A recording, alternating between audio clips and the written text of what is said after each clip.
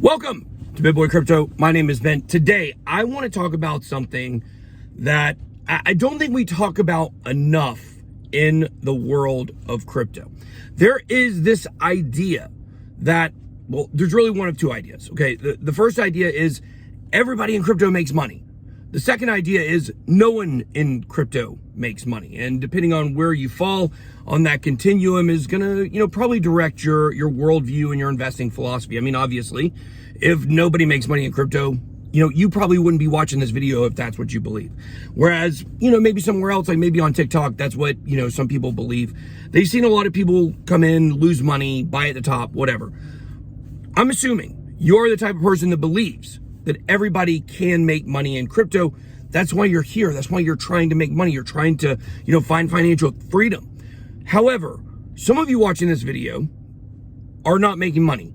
You have not made money. Since the day you came into crypto, you've actually lost money. You're at a negative return. And I want to talk about the three things. There are three specific things that separate the winners in crypto from the losers. You can break anything down and it's going to fit into one of these three categories because the statistics have shown us that over time, investing in crypto, investing in Bitcoin, you will make money. Now, there's also a difference between making a little bit of money and then those out there who have absolutely crushed it, made a ton, enough to retire on, enough to quit their job, own their own house, whatever the case may be. And these three areas will also determine where you fall on that line. So here we go. Here are the three things. Number one, timing. Like there is a chance that you've done everything correct. You just got in at the wrong time. And if that's the case, then eventually you're probably going to do very well. If you bought Bitcoin at $69,000, for instance, because you were new to crypto, you just got in, you bought Bitcoin at 69K, we're way beneath that right now. Over time, Bitcoin has always gone up. It's just a matter of how long will it take. So, either it's going to go to 69K and above maybe this year, or maybe next year, or maybe following the halving in 2024. It's probably going to come towards the end of this year, beginning of next year, or if that doesn't happen, it'll probably be about 2024 to 2025. It's questionable right now. We don't really know. But the fact is, your timing may have been bad. You may have came into crypto. 70% of people came into crypto in 2021. 2021 was actually not that bullish. If you look at where Bitcoin was at the beginning of the year and where it ended the year, not that dramatically different. Now, if you would have bought it in January, sold in May, then got back in at the bottom in July, then you would have still done very, very well. But that takes a little more advanced knowledge of how to make money in crypto.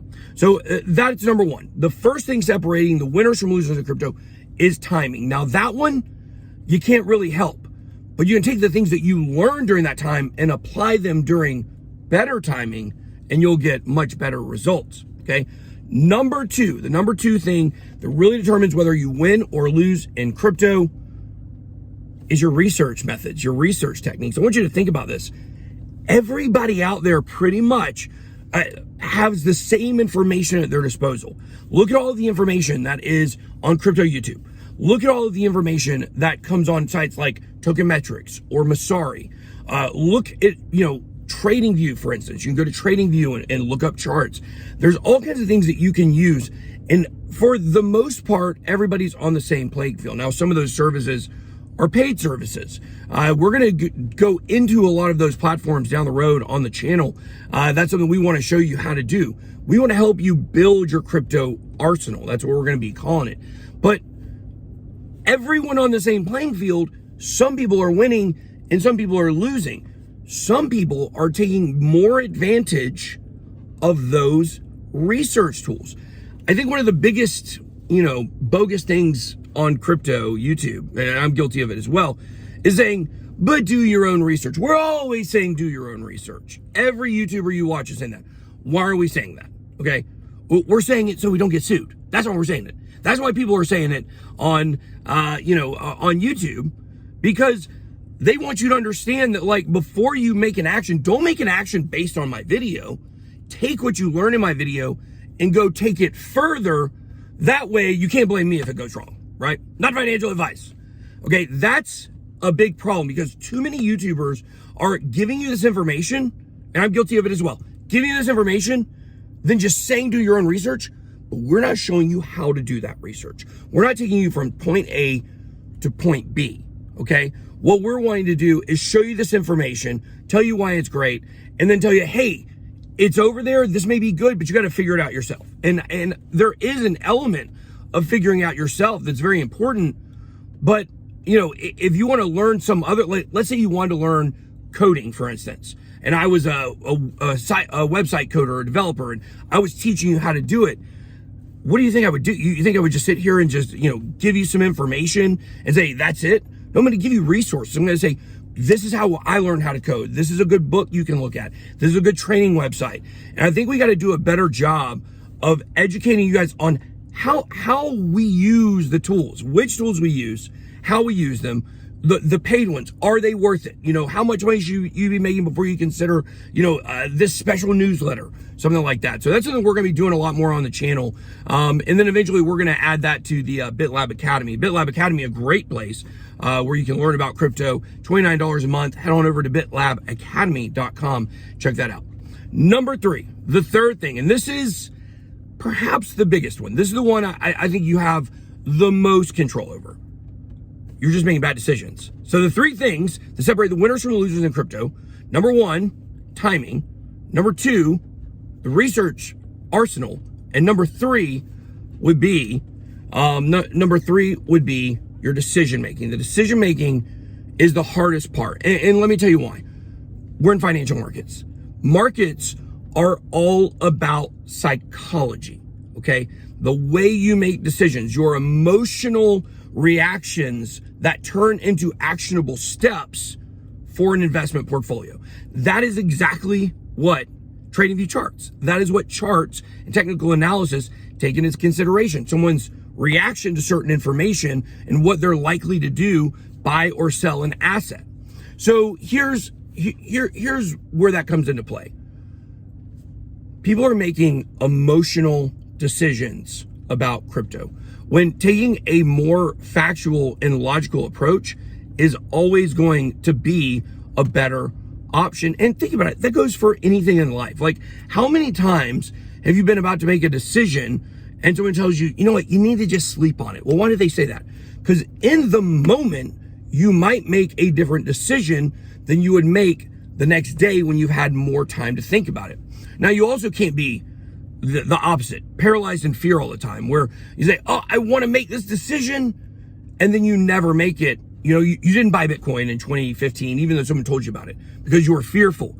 So it's not just, FOMO, euphoria, prices going up to the moon, and everybody wanted to jump in, that makes people make bad decisions, okay? It's also, the opposite. It's the fear holding you back. So you might know someone who's done very extremely well in crypto, and you had maybe all the same information they did, but you sold too early. Another, really common problem when it comes to the decision making is you're doing one thing, too much. You're only using one strategy. It's either, well, I think Bitcoin may drop, so I'm going to sell all my Bitcoin.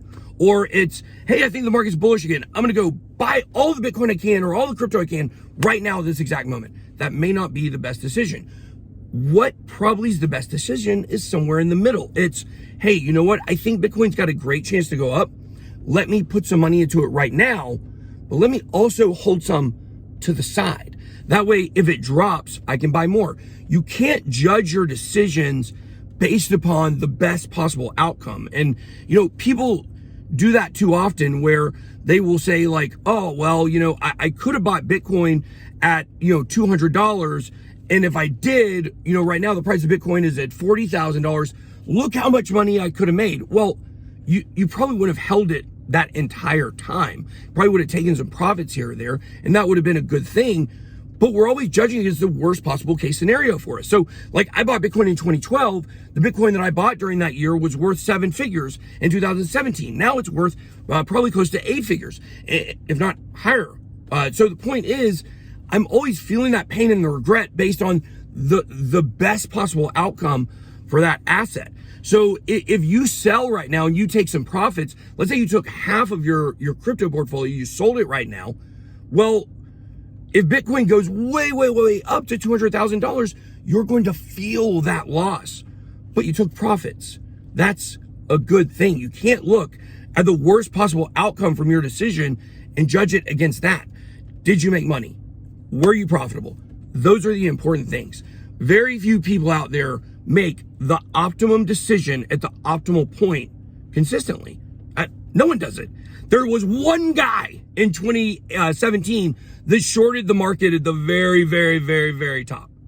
And they covered this guy like he was God for, 3 years until the price of Bitcoin, went back up significantly. And of course, they were following his decision. And he said, I think I'm going back in. And I think it was maybe Bitcoin was around 7 or 8K, whatever it was.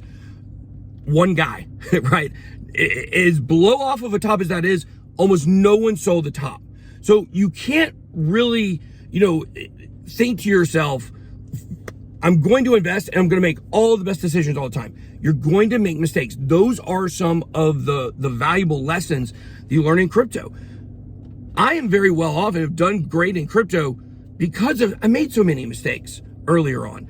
So back to wrap this up, guys. The 3 things that separate people, the winners from the losers in crypto. Number 1, your timing. You can't really control that. Number 2, your research arsenal. We can definitely help you with that. We can help you to build, a better way to do research. And we're going to do that on the channel. Number 3, you have to make better decisions. Your decision-making skills will go a long ways in determining whether you're going to be successful or not.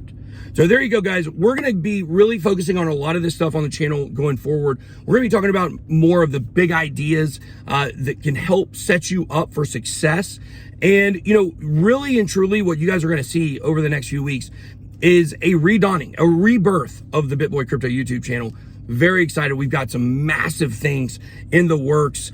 Can't wait to show them to you. We're probably going to be talking about them later this week. That's all I got. Be blessed. BitBoy out.